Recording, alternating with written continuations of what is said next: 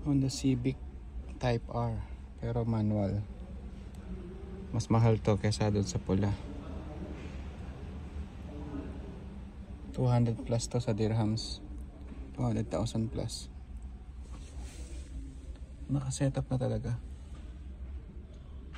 Wala ka nang babaguhin, pati yung gulong.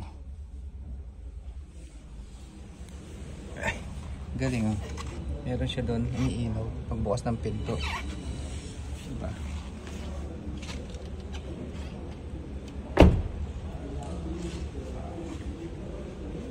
Bali 220,000 siya sa dirhams.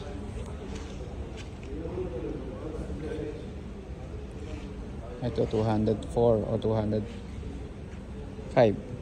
Mas mura siya. That's more than 3 million pesos. May ilaw din ba yan? Ito ang wala. Siya may ilaw.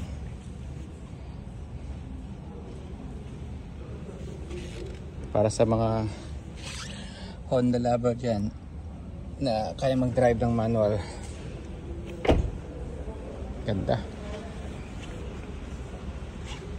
Civic na Type R.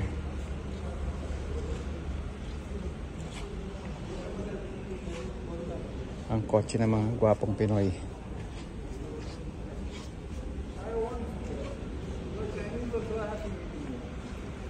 Hindi ko lang ang difference sa dalawang to.